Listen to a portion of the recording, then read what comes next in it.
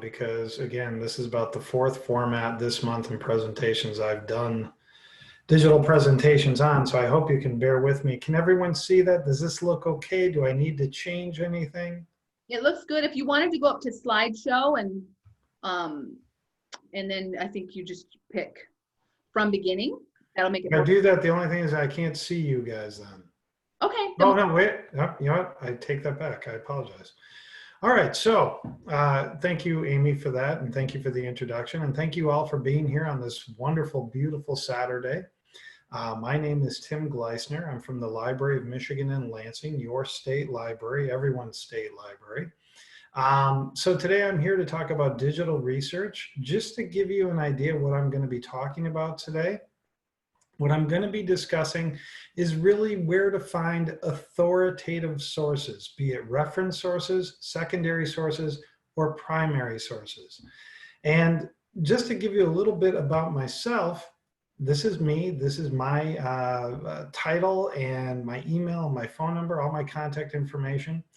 I am a librarian and archivist by trade. I believe in the authority of sources. And what I mean by that are peer-reviewed sources, sources that we can verify that have truth to them, right? That they are ones that we have at least confidence in, that, you know, they have been vetted, that they are sources that have been peer reviewed or reviewed, things that really are authoritative in nature, not something that we could just go on the internet, just type in. And so just to give you a little background on myself, I am the head of collections at the Library of Michigan right now, which means that I'm the head of the rare book collection, the state law library, the Michigan collection, and there's something else in there, Michigan government documents. So basically my role and my staff's role, we collect all published information on the state. Published could be books, could be government documents, could be legal materials, could be magazines, could be newspapers. All those materials we collect at the state library and have been doing that since 1828. And just to let you know, I'm more than happy to try to answer any of your questions. And you can stop me at any time, because I just referenced the fact that I do talk fast. And what I'm hoping today with this presentation is really to look at the topic of communication in history, but really to kind of give you a show and tell, if you will. And the topic is, as Amy's already talked about, communication in history, the key to understanding. And this comes from the theme book.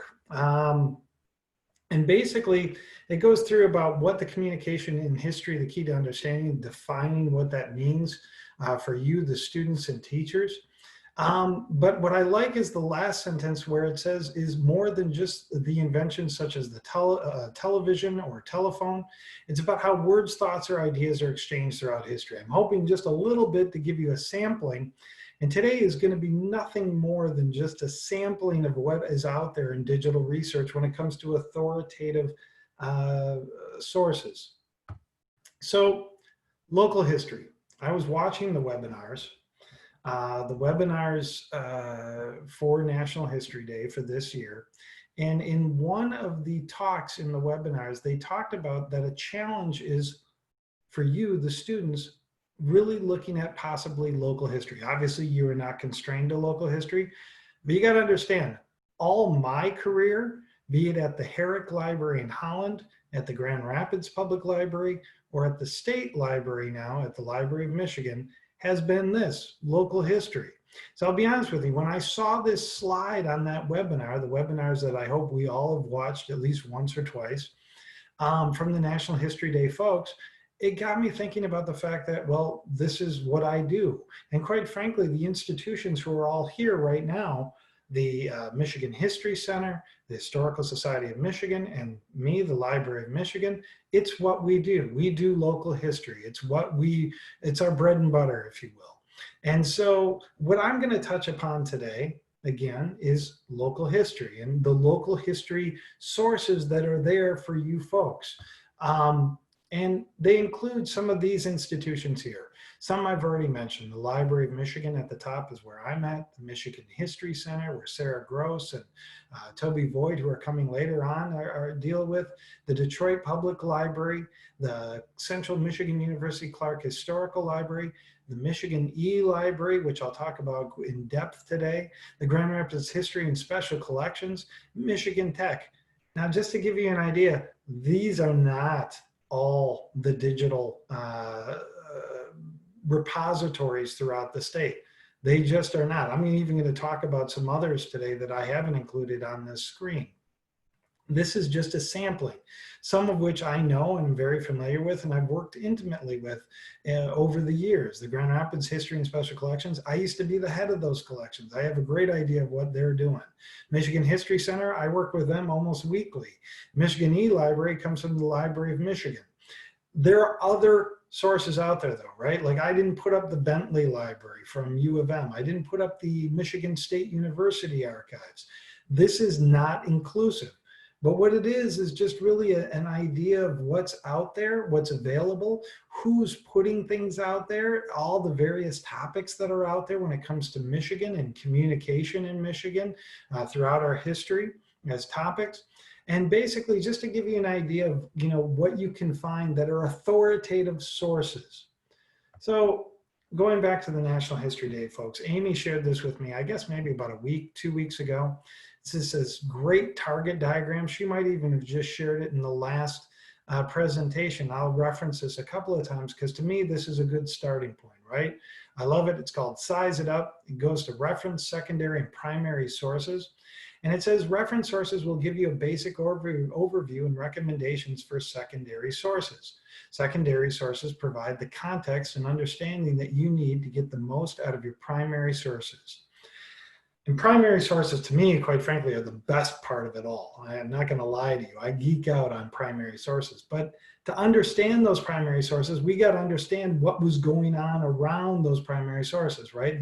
The sources, those primary sources really document the event and the time right as they're happening, or maybe just right near when they were happening. Secondary sources kind of, though, broaden it out. And the reference sources really give you the idea as to, in one case, and I'm going to talk about later on, say we're talking about the copper mining strike of 1913, and it's been in my mind because I've just read a book called The Women of the Copper Country. Not that you need to know this, but if you want to read a good book, that's a good book. It's historical fiction though, so don't use that as a source. But basically, when I look at reference works, those are the works that are going to tell me about the copper industry as a whole, or maybe like, what was going on in the Upper Peninsula. The secondary sources might be more of a history of, the copper strike and the copper industry. And then the primary sources are going to be the newspaper articles, the photos, things like that happened from that time. And I'll show you just a little bit of that as we go on. So reference sources. Probably the easiest thing for all of you, if you have access, if you have the ability, is your local public library. And it's going to sound strange for digital research, but all of you, if you have a library card, have access to what are called databases, and I'm sure you've all heard of them. This actually happens to be an example from the Southfield Public Library. And again, these are librarians. These are my folks. We basically deal and trade in authoritative information. We look for things that are reviewed. We look for things that have bibliographies. These are sources that are essentially, that we can trust, right? It's not something you can just Google. And I have nothing against Google. I love Google. I use Google every day. But what the Southfield Library and other libraries are doing is that they're collecting sources, in this case, digital sources that you can get with your library card. And at the Southfield Public Library, just outside of Detroit, they have a genealogy and history collection of sources. One is the African American Experience. 2 is America's Heritage, a history of U.S. immigration, a reader's guide. America's Historical Documents. A little further down, Michigan County Histories. Quite frankly, this isn't all-inclusive for what the Southfield Library has, but if you had a Southfield card, or say you were in Whitehall, or on the next slide, the Traverse Area District Library, These are all sources that you can get with your library card. And if you don't have a library card, you should be able to get a library card if your library is open.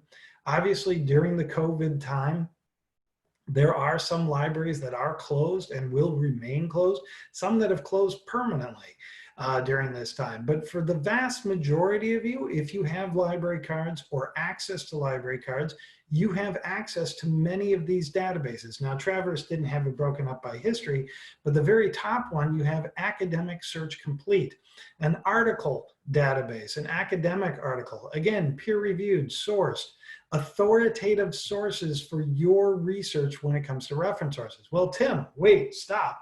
I like to have these imaginary conversations. What if I don't have a library card? What if I don't have access to a library card?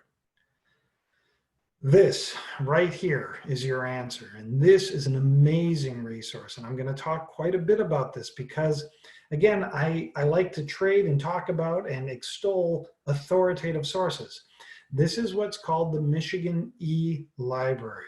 This is available to all Michigan residents. Everything within the Michigan E-Library, Michigan Electronic Library, mel.org, is available to anyone within the state of Michigan. Doesn't matter if you're a student, teacher, professor, anybody within the state of Michigan is able to get into the Michigan E-Library, and I'll tell you how in just a minute. But just to give you an idea, we have several things here. This one right here, e-resources, My Melcat. I'm going to talk about those two today. And just to tell you, it's not going to be strictly digital, but you're going to have to do digital things to get some of these materials. But the e-resources is strictly digital. This happens to be just a breakdown for public libraries and K through 12 schools. On the top here, you see Britannica School. We have World Book for Kids. So good reference, authoritative reference sources that are available to all of you right now. You can go into mel.org and all these things are there. But you also have the ebook academic collection, full text ebooks, and that'll be more in our secondary sources talk. We have MyHeritage, which is a genealogical and historical database available to all of you and to all libraries throughout the state. Again, good reference sources. Just to give you an idea, this happens to be the Britannica High School collection that is at the Michigan Electronic Library. It's nonfiction content geared for K through 12 students, includes over 132,000 encyclopedia articles, 103,000 images, 7,500 multimedia elements, and more than 27,000 ebooks. Ebooks are important, and I'll get into the ebooks in a bit. It's not just all nonfiction, it's also fiction. But it's a great starting point, a great reference source, a great source to provide you a good overview of what's happening, say, in an industry. Maybe it's the telephone industry. Maybe it's the mining industry that I just talked about. Maybe it's an article on a community, maybe the Upper Peninsula, maybe Calumet. There are other databases as well. This actually happens to be the History Reference Center. Again, available through the Michigan Electronic Library. This includes materials on documents, photos, maps, film, and video from leading history or historical journals. Also includes biographies of historical figures.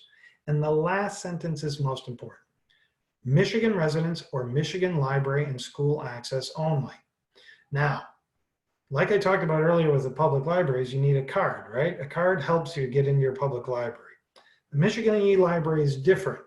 You don't need to do anything except go onto a computer, and hear me when I say this, a computer with an IP address that is read in the state of Michigan.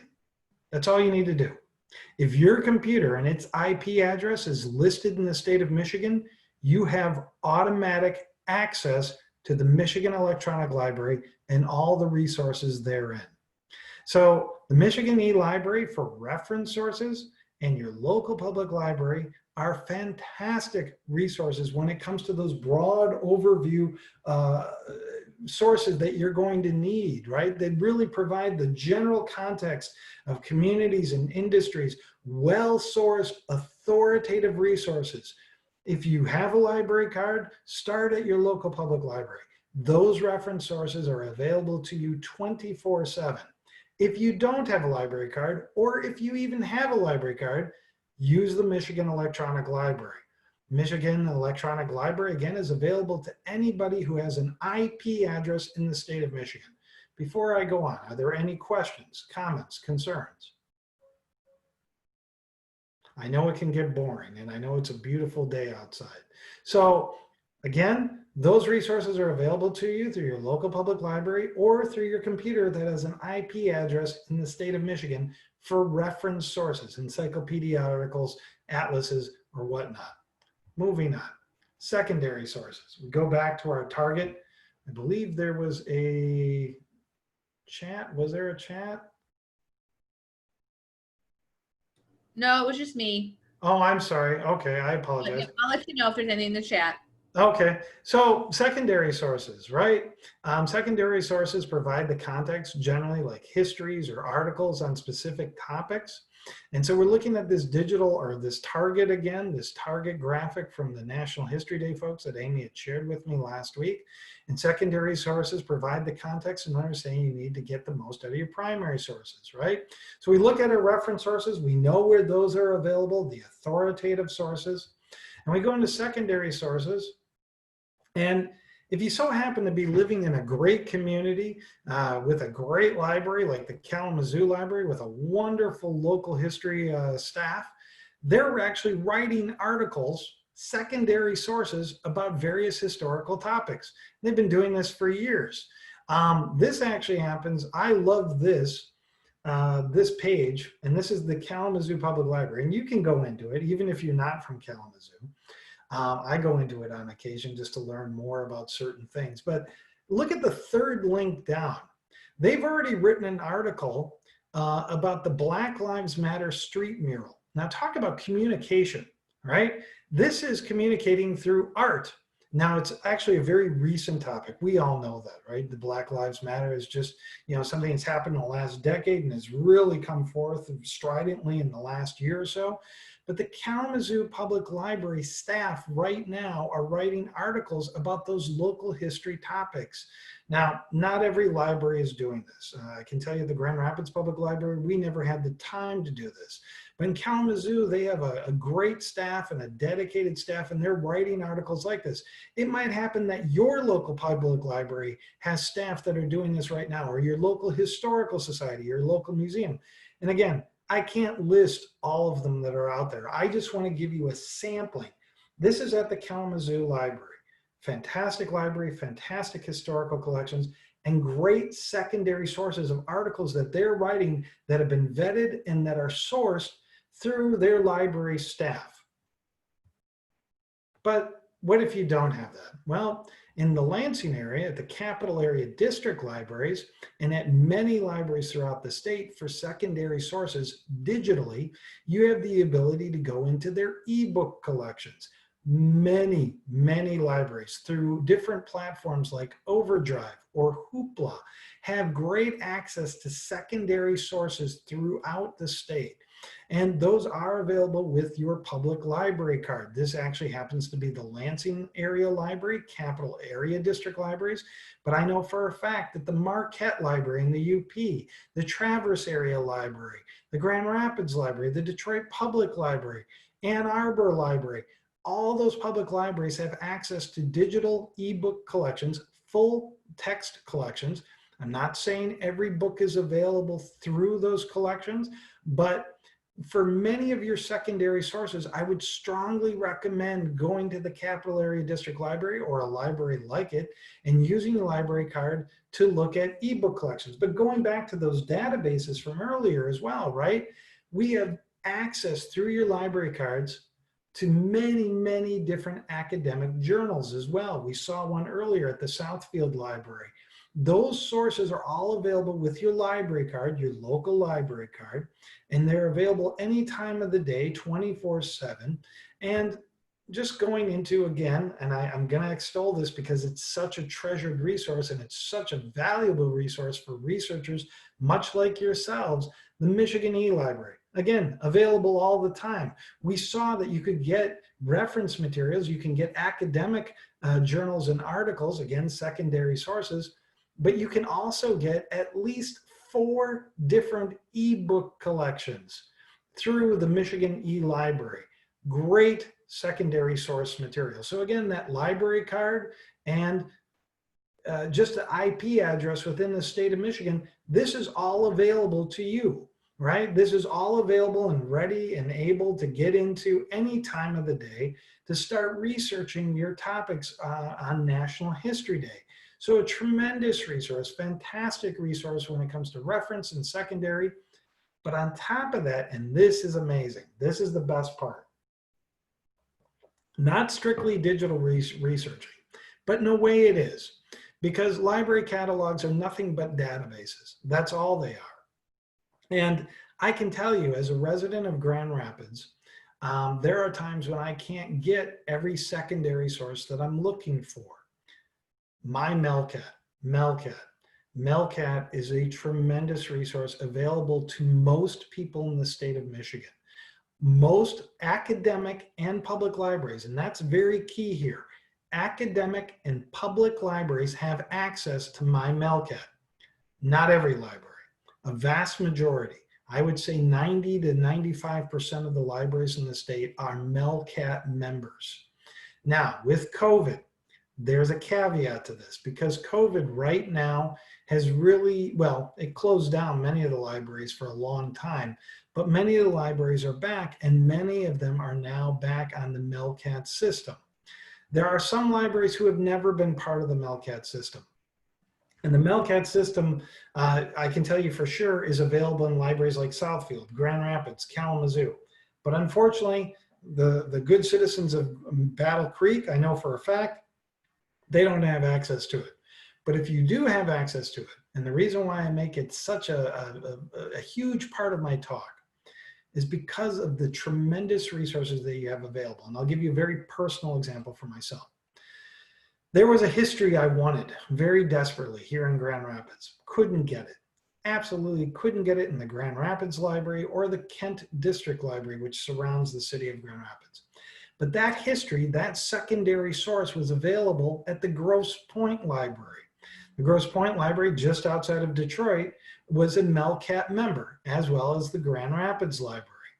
Within 3 to 5 days, I had that secondary source in my hand from the Grosse Pointe Library sent to the Grand Rapids Public Library for myself. If your library, academic or public, is part of the Melcat system, these resources, if they're able to be mailed or sent across the state, are available to all of you. So not only the databases, be it academic or ebook databases, but also the books themselves. And again, I know it's not strictly digital resource, but I really want to make you, students and teachers, aware of the fact that just by having access to your computer with the IP address or a local library card, right? Or the fact that if your library or academic library is a Melcat member, you have access to all the resources of all the libraries across the state. So my favorite part, the part that I think is the best part, the part that I could geek out on for hours and hours. And I would be willing to bet Bob and Amy as well, and maybe many of you, since you're all National History Day students. Primary resources, those sources that come from the time of the event. And there are many, many, many different institutions. But again, I'm going to be looking at Michigan. And because I'm from the Library of Michigan, Bob and Amy are from the Historical Society of Michigan, later on the Michigan History Center, all of us deal in local history. And primary sources are abundant. And again, I'm not going to get to all of them. There is no way possible that I could get to all of them nationally or even statewide, but I am going to talk about a select few, and those select few that I talked about earlier. Tremendous resource. This is from the good folks at the Michigan History Center in Lansing. Michigan History Center is comprised of the museum, the State History Museum, and the Michigan Archives. This is called Michiganology. And in my resource sheet that I share with the Michigan History Center, you can find the address for Michiganology, for mel.org, all the rest. I just happen to put up a postcard, right? Because I kind of geek out on postcards. This is one of the records that's available in Michiganology, coming from the state archives. To give you an idea how big this resource is, Michiganology, over 6 million records, primary source materials, like postcards. This actually happens to be Adrian, Michigan. I think they were all posing for the day. You can ask yourself, how does this communicate with people at this time? I have a feeling either the town or the Chamber of Commerce produced this postcard. But in that research tab up top, and I'm pointing at my screen, maybe you can see my cursor over here saying research, I can tell you right now, genealogical and historical records, over 6 million of them, a tremendous resource when it comes to genealogical naturalization records, right? I mean, tremendous death records, all available here. And think about what those records would communicate, right, to people about the death and mortality of people, what it's communicating to us now. Yes. Can you erase it? But they don't erase it. I'm sorry? Erase these. So open. Hello? Open. I'm sorry. Do you have a question? Hajra and Aisha? I think it was just a mistake. They just got. Okay. All right. So Michiganology, tremendous resource. You can find the address on the resource sheet. All records that are coming from the Michigan History Center, again, your state archives and your state history museum. This actually happens to be a postcard from the Adrian, Michigan, their Main Street collection. Tremendous resource. Is there a chat at all? Oh, no problem. No problem at all. I just want to make sure I'm not missing any questions you have. You have no reason to apologize. I'm just paranoid when I start hearing noises, that's all. So don't worry about it all. Michiganology, fantastic resource, state archives, state museum. Please, please, please make use of this resource. It's tremendous. Another one, our good friends at the Clark Historical Library. This is at Central Michigan University. You look down below, it says, congratulations, Hazel Park. You might have in your research already, or in your examining your topics, come across a site called Chronicling of America from Library of Congress. Each state has a local, if you will, aggregator or chapter who's basically pumping newspapers into Chronicling of America. The Clark Historical Library at Central Michigan University is our local, our statewide aggregator of the newspapers that eventually get put into Chronicling of America. You can go into Chronicling of America. It's a great resource, tremendous resource, nationwide resource. But again, with that local history focus, with that idea about what locally can we examine when it comes to communication, I really strongly urge you to look at the Clark Historical Library and their digital Michigan newspapers. Actually, my former institutions, or the former and current Grand Rapids Public Library and the Library of Michigan used to be integral parts of this, but over the years have kind of dropped off. And now Clark Historical up in Mount Pleasant is really the aggregator of these newspapers. And they really, what's great about the Clark Historical, have gone out to digitize and microfilm newspapers from across the state, not always from like the bigger communities, right? The larger communities like Grand Rapids, like Lansing, like Detroit. Instead, what Clark Historical has really done a lot of, and you can again find their address in that resource sheet later on, what the Clark Historical Library has done is really looked at smaller communities, Saline, Owasso, Decatur, those smaller communities, and talk about communication and primary sources. I mean, newspapers are it, right? I mean, they are the daily record of every community in the state. And you want to talk about communication. The thing that I love about newspapers from this time period, and especially sources like the Clark Historical Digital Michigan Newspapers Project, is what the different communities are saying at the same time about, say a national event, say the Civil War. How are they communicating, maybe in the same ways or differently, about what's happening, say, at the Battle of Chattanooga? All those newspapers are reporting it. sometimes on the same day, sometimes a day or two afterwards, but they're reporting it and talk about a great context communication wise as to how people in the same state of Michigan are being told, say in Houghton, to say in Ann Arbor about these events, what they're being told, how it's being told, maybe not the whole story is being told. Newspapers are a tremendous resource. And again, many of your local libraries and museums, like where I used to work at the Grand Rapids Public Library, are also putting up newspaper collections. And I'll get to that in just a little bit. But the Clark Historical Library is a fantastic resource when it comes to newspaper research. And again, not always on those bigger communities, on those smaller communities. And you all have access to many of those newspapers. One of those newspapers happens to be from Hazel Park that they're just digitizing right now. So available to you through the Clark Historical Library. My former institution, the Grand Rapids Public Library, and I used to be part of making this digital collection. Newspapers, I go into newspapers and talking about that. But the newspaper collection at Grand Rapids Public Library really covers the Grand Rapids Herald. From about 1886 to 1916. So not the whole of the Grand Rapids Herald, but what's within copyright. And it's important to know that when you're doing newspaper digitization, librarians and archivists and museum professionals really try to be cognizant of copyright restrictions. And so like in the Grand Rapids Herald case, I didn't digitize anything after 1920. I probably could have gone up to 1924 at that point.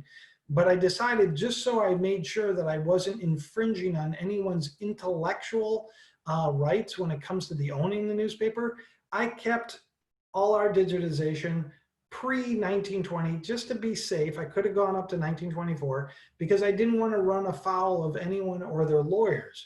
So that's always important to understand when it comes to some of these primary sources like newspapers, right?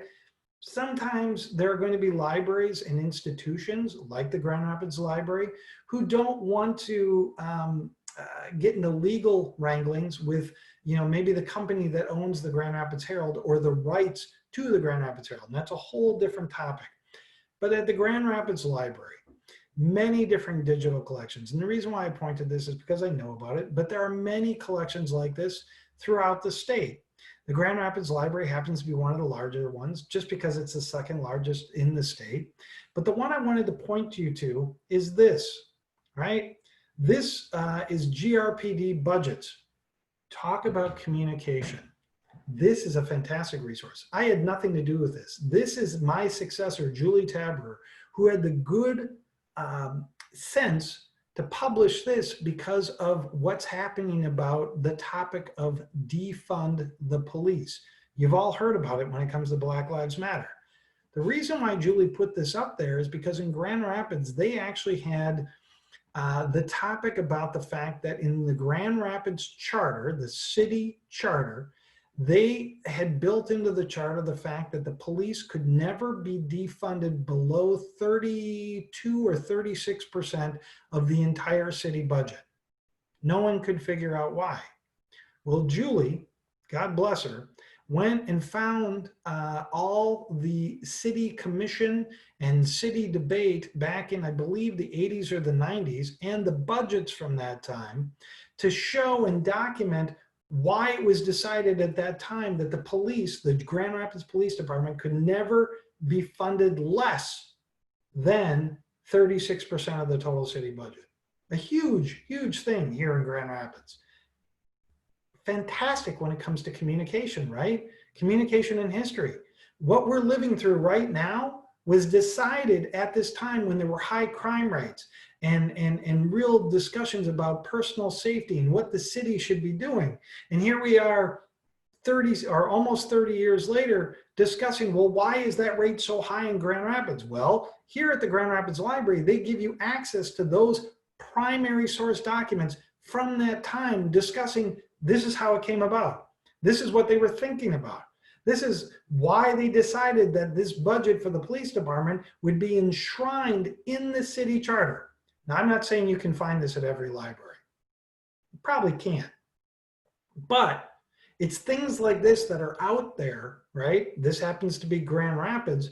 You've seen the Clark Historical Library, but the Detroit Public Library. This is actually a much more fun topic, right? This is maybe more up the alley of some others. This actually happens to come from the Ernie Harwell collection at the Detroit Public Library. Detroit Public Library has a tremendous digital collection. I think their records now are probably over 300,000 records that are on there right now. And this actually happens to be the digital collections of the Ernie Harwell collection documenting the Detroit Tigers. Tremendous amount. I put up the plaques just because of the communication themes. These actually happen to be plaques that I believe were at the old Detroit Tigers stadium that have been, has been torn down. I don't know if they were saved or not. I didn't go that much in depth. Tremendous collections when it comes to African American history, automotive history, the Detroit Tigers, because the Detroit Public Library is one of the premier historical collections in the state. And they have put up so much and continue to put up so much through their special collections through the Burton Historical Collection at the Detroit Public Library. If you're doing anything in the Detroit area, I highly recommend when you're looking for primary source materials to take advantage. And again, the address for this is at that resource sheet, which lists all the addresses for all these collections. I'm going to take a drink of water. Does anyone have collection or questions or comments right now? I'm not seeing anything in the chat, but I have a question. Yeah, please, Amy, go ahead. Going back to what you just said with the example of the budgets, which is a really interesting way of thinking about looking at sources. Sure. Let's say, I wanted to see if my local library had that information. Couldn't I just reach out and contact a library? Absolutely, of course. No, and I apologize. And no, and that's a very good point. You can reach out to your library. I'll give you a perfect example, right? Albion. The Albion District Library has one of the best collections of urban renewal documents. And if you're not familiar with urban renewal is back in the 50s and 60s when really our cities and towns were being reshaped by funds from the federal government. And in many cases, and I'm very much generalizing here, they were basically redeveloping neighborhoods. And when I say redeveloping, in many cases, knocking down the old buildings and putting up new, or putting in roads or highways. Lansing, perfect example, I-496. There used to be neighborhoods all throughout I-496, all gone. Well, the Albion Library actually happens to have one of the largest urban renewal document repositories in the state, because in Little Albion, they got a tremendous amount of money from the federal government back in the 60s to redevelop their older neighborhoods. I didn't know that until I went to the Albion Library. So to Amy's point, yes, the problem with COVID time right now, though, is that many of our libraries are closed, or they have restricted hours, or you have to make appointments to get into them. So the reason why I would point out digital research is because many of the documents, not all, very much not all the documents are online, be it through academic or public libraries or archives or museums. Now, again, I'm a librarian, so I didn't really look at the museums and archives, but there are tremendous resources in many different archives. The Bentley Library that I mentioned at U of M, MSU Library and their archives, the Detroit Public Library and the Burton Historical Collection. But to Amy's point, yes, definitely call, because quite frankly, the Albion Library, right? They never put any of that urban renewal material online, but it's available at the library. The only caveat to that right now is many libraries, you have to make appointments to get in, or they're closed altogether and you can't get in because of our COVID crisis that we're going through. Any other comments or questions? And again, I know I throw a lot at you and I talk very quickly, so I do apologize. But the Detroit Public Library, address is at the back. One of my favorites. This is in Alpena. The Alpena Library has a tremendous digital research collection in the state. One of the best when it comes to Great Lakes history. Fantastic collection. It's been around for years. The Alpena Library Historical Collection is like second to none when it comes to Great Lakes history. And you wouldn't think about it in Alpena, right? But they got gifts, they got monies, they've really dedicated, and they've put a ton of stuff up. I couldn't put all of it up, but I wanted to just show you, this actually happens to come from a Great Lakes freighter ship called the SS City of Alpena. I think it was a freighter, maybe it was a ferry. But this is the full log book, the daily log of the SS Alpena in the early 20th and late 19th centuries, right? This is a book that they have up there, and talk about communication. This is the communication of the ship, and they have the full log book, everything that they were writing down day by day in the SS City of Alpena. But not only that, the Alpena Library also has all the records for many of the ships that are going around the lakes. I was actually able to research one ship called the SS Allegan, where my ancestors came across. I'm not from Michigan, I'm from Wisconsin originally, but they came across from Buffalo, New York in 1836 on the SS Allegan to Wisconsin, to Milwaukee. They settled, and I was able to research that ship that was built in Michigan, and it was eventually scuttled at the bottom of Lake Michigan, right? And it all came from the Alpena Library. Great primary source material, materials that really delve into what's happening day by day. The logbook of the SS City of Alpena, fantastic resource. Again, available to all of us because the Alpena libraries put those primary source materials. Now I have to talk about my institution. I just have to. And I wasn't able to digitize this before, but this is a Library of Michigan card. Now, the Library of Michigan card is available to all of you, to everyone. You can get an electronic Library of Michigan card that gives you access to resources within the Library of Michigan. I put up on the top primary and secondary digital resources. We have many, many different newspaper resources that are available, full text for the Detroit Free Press, for the Michigan Chronicle, which is the largest African-American newspaper. We just got access to that last week. Many different newspaper resources, and all you need is this. And you can sign up online through the Library of Michigan page, which again is available. The address is available at the end of this talk on the resource sheet. And all those different materials are available through your library, your state library.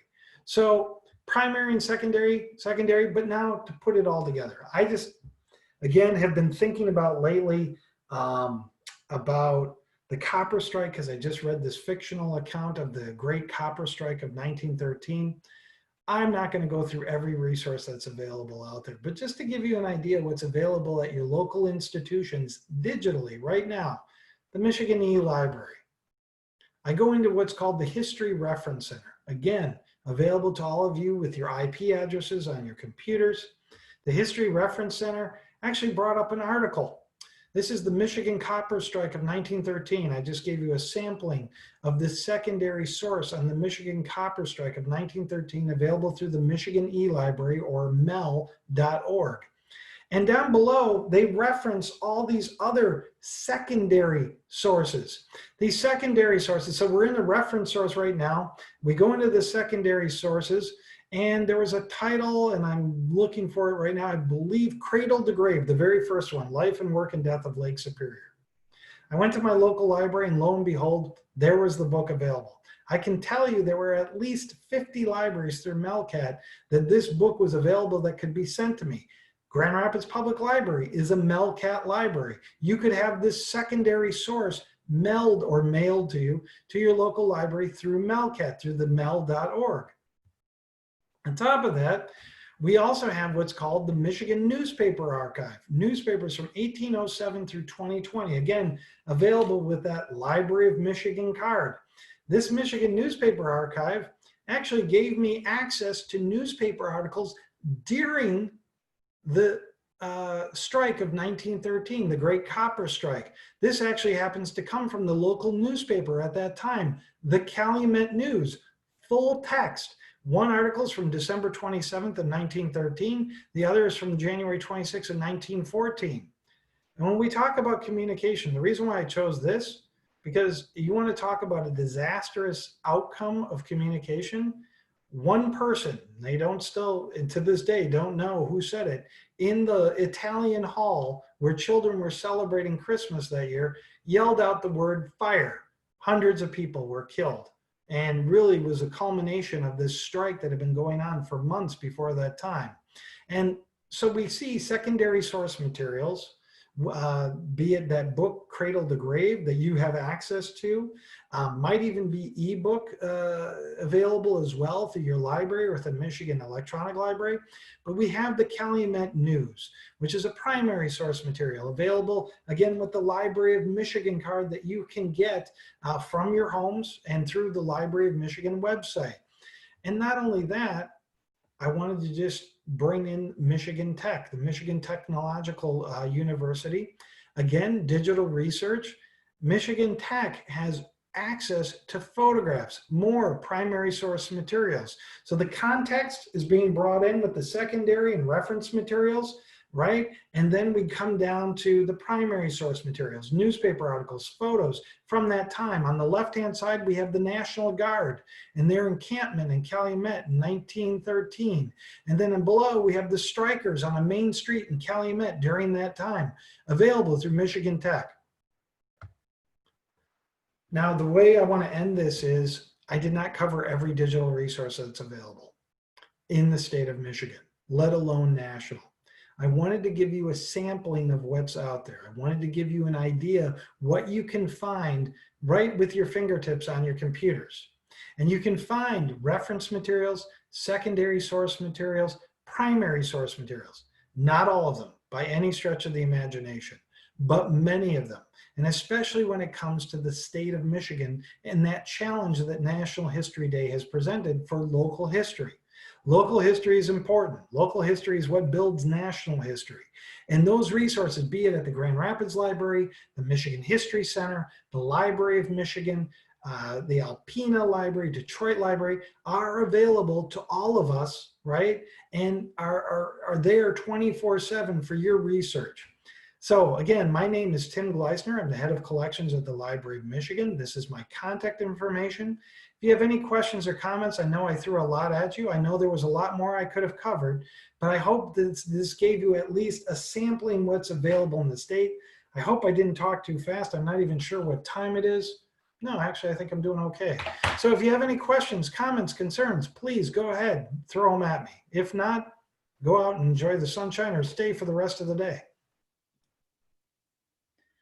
I'm not seeing anything in the chat. Are there any questions that people want to ask Tim? This is a great opportunity. You don't often have access to Tim Gleisner like this. So, you know, this is your chance if you want to ask any questions.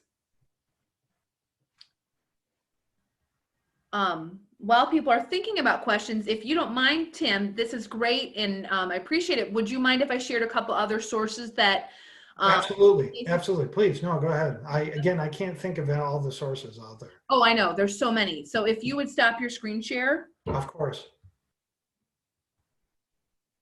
And then let me exit out of my stuff. I'm going to keep on with what Tim was saying with local history, because again, we really want to encourage you guys, you know, to do as much local history research as you can. On our MHD website, our page, let me open that up for you guys.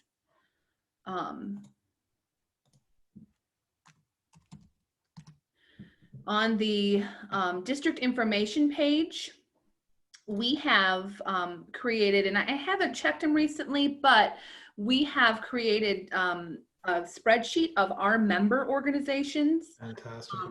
And the ability to reach out to them. So let's say, you know, you'd have to know it by the district and the county basically. But if you were doing research on, if we stay with Calumet and the disaster that, you know, that around that Christmas time that that you were talking about, that's here in District 1, and you can search by county if you're not sure what district it is. But if I go to District 1 historical organizations, then we have it organized by county, different local historical organizations that are there. We don't always have emails for them, but a lot of them have websites. And again, in the time of COVID, it's tricky because, and especially in the Upper Peninsula, a lot of places close down between Labor Day and Memorial Day anyway. But if you know the county's or the town, you can look through here and see if there are any organizations that you might be able to reach out to and see if they could help or give information. Because even if they're closed, a lot of times their website, like the contact us information, their website may be monitored by a volunteer or someone. And you could reach out and say, hey, I'm doing this project. I'm looking for information on this. Do you have anything that might help? You know, the Houghton County Historical Museum, you might be able to go to that website and then see if they have any resources. And so we have that for every county in the state, and it's organized by those geographical areas. So if it's Detroit, then you would go to District 10 and click up that. If it was something you were doing in Southwestern Michigan, you could go to District 6 and look at that. And we have any historic, again, it's organized by county, but we have any historical organization. I don't know if these even all are members. It might just be ones that we have listed. And that may be a resource, a place for you to go. Now, these phone numbers may not work, but it's another place that you can go to find some sources for local history and to connect and get some more information. Amy, there's two questions, if I may answer them real quick, if that's okay. Please. Ms. Berger asked about world history and encouraged students to complete a project within world history. The things that I would say to you right now, the best thing are national libraries and national archives. Those are tremendous. And I can think of two on the top of my head. Our neighbors, Canada, their national library has a fantastic digital collection. Just Google National Library. I don't know their addresses offhand. The other one that I think is fantastic, many European countries, and you may say, well, Tim, there's this language barrier. Well, believe it or not, many of the European countries will create English equivalents. So one that I can think of readily is the Dutch archives. And I think about that because I'm in West Michigan and I do a lot of Dutch research, or have over the years. But there's a tremendous resource called Wie was wie. WIEWASWIE, WIEWASWIE.NL. The reason why I mention that one is because they provide all sorts of historical records on the Dutch experience, but they also provide it with an English translation, right? Now, if you were looking more for secondary and primary resources, Ms. Berger, what I would tell you right now is that those secondary and reference resources, I would say the best place to start is mel.org. Now, like Amy was saying, I was looking at more local history because I really focused in on that because my career is Michigan, right? But if you're looking at ancient and world history, there are databases, encyclopedias, atlases that center on ancient history or world history as a whole on mel.org. Certainly are. And again, all you need is that IP address showing within the state. You should be fine. But I would really encourage your students to look at those national libraries, those national archives. In some cases, like in Germany, the diocesan archives, many of them have English translations for the documents that they put up there for primary sources. Many don't. But I know for sure the Netherlands does, for sure. Many in Germany do.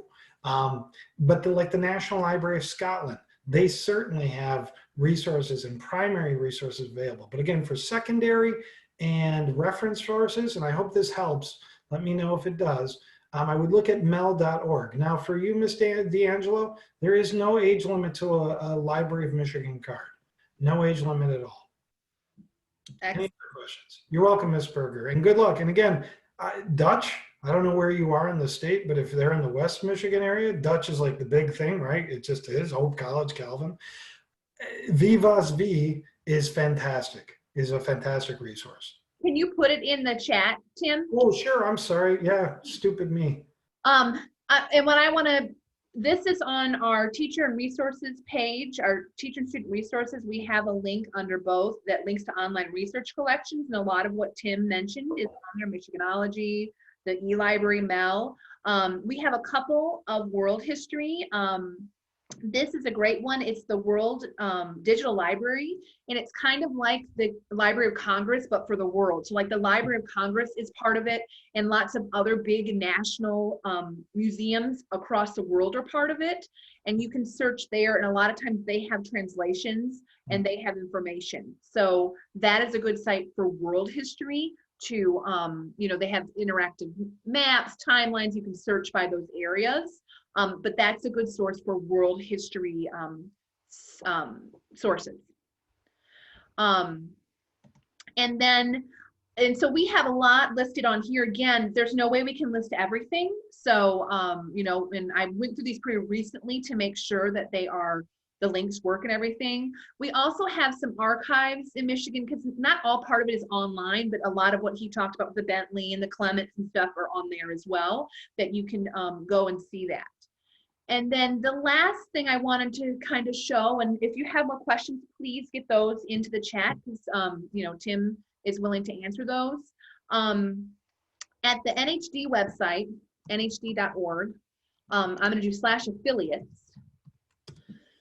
And I can put that in the chat later. But this website, each district or state coordinator like myself, they call them affiliates at National History Day. We put together a list of some resources from our state that people may be able to access and use. So if your topic is from something in US history, you may be able to go to that affiliates page and get a good starting list of some museums in that affiliate, that state. So for example, if you were doing the Salem witch trials, you would go to Massachusetts, and when you look, they have organizations, archives and libraries, historical societies, and museum and historic sites. And so they have, like, I know they have the Salem, they have some museums about the Salem witchcraft and the trials and stuff like that. So you could go there. They have Plymouth Plantation. So if you look at the state where your event happened, you may find some interesting sources, like the John F. Kennedy Library, if you're doing something about the Cold War, things like that, where you could get some good connections. They also have the name of the coordinators for each of those affiliates. And every year I get people that reach out to me that are doing the project. They're looking for something in Michigan. And they say, hi, my name is this. A lot of times we get questions about Malcolm X. And so I'm doing a project on Malcolm X, and I'm looking for some good places to find some resources. Do you have any ideas? And then with my knowledge of Michigan and with Bob Myers and what we have, we can then put together, hey, try these places or look at these websites. So you may be able to reach out to those affiliate coordinators and say that, and they may be able to kind of guide you into some places to look that you may not normally find otherwise. So that's a good source if it's a US topic on US history. Some states are more robust than others. So you might go to some pages and they may not have much. But it's, again, like Tim was saying, a place to look at local organizations and archives and libraries that they have in their state that are very similar to our state, that you can reach out. And what I will say is our judges for History Day come from a variety of these organizations that Tim spoke about. So when you reach out, if you mention the project, a lot of them will be familiar with it. And, and we'll kind of know what you need. But I recommend you can't just reach out and say, hey, I'm doing a project on this. What do you have?